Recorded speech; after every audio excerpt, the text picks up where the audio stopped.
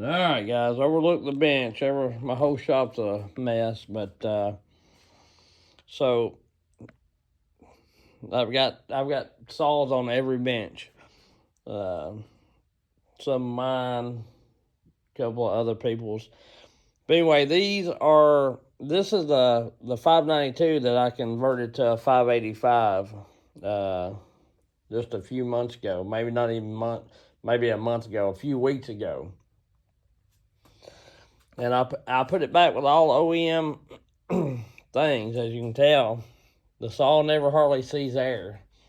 I'm gonna have to clean a lot of the piston out. I don't think the cylinder's too bad, but we got a deal worked out. He's trading this in. I've got a top end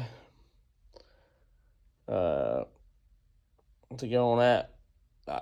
I'm gonna take part of his old saw that was wrecked, and this one make one, knock some money off that new Buxton 592, and sell that to him. Anyway, and then I've got a 500i. So on the 592 here, the piston exploded. No scoring. It looks like there's plenty of oil. Maybe. Just this OEM 585 piston. Got it. Now, I don't know how much time was on that other saw. He said he bought it new. But, I have no idea. So, they're wrecking saws left and right. This is the 4th or 5th saw in a month that's come to me. This one did have a bar and chain on it. The 592 did.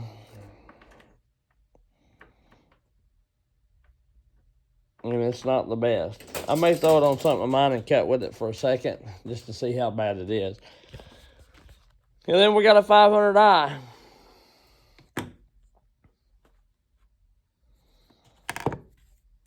Piston scored all the way around. And yeah, I'm probably going to clean this cylinder up. If it will clean up, and try it and just order a piston, because, and I know you 30-year Stihl gold technicians and all that, it's going to be like, you can't clean a cylinder. It won't never work. It'll blow the saw up. I've done a couple like that, and they're still running where these, or OEM ways blown up in a month. So to me, you $50 for an aftermarket piston, or $350 for a whole new top end. If that's all that's wrong with the saw, it wouldn't start, of course, so I don't know if there's any other issue. Also, on these 592s, 585s, there's another that had a brand new coil on it. Apparently the wire vibrated out of the carrier, got hung up on the flywheel again. So I'm going to start gluing or taping those in there on every saw. That Buxton 592, I'm going to take it out, and I'm going to drop some glue or some kind of, hell, I may even put Motosil on the outside just to keep those wires from bouncing out and getting hung in the flywheel, because that's the second or third one that I've seen the wires break. So anyway, just a little bit of what I got going on. I ain't been doing a lot of falling or cutting. Been doing a little bit, but I mostly been working on saws. They still ain't come got that Stihl 661. Same set of guys used to work together. Now they split off. One runs one crew, one runs another. I call them logger 1, logger 2.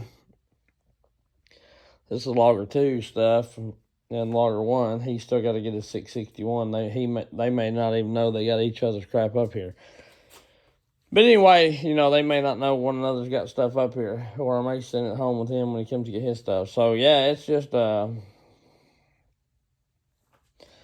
surprisingly, the cylinder looks pretty good in this one, as far as not being scored up.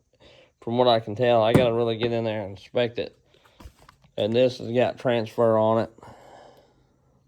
But I'm going to take some WD-40, Scotch Brite, and a really, really soft wire brush and try to get that out of there. And we'll see if it cleans up. If not, he'll just have to buy one. But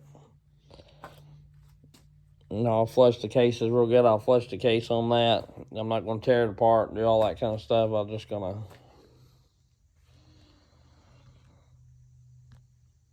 blow it out and clean it out really good. Probably stuff rags down here.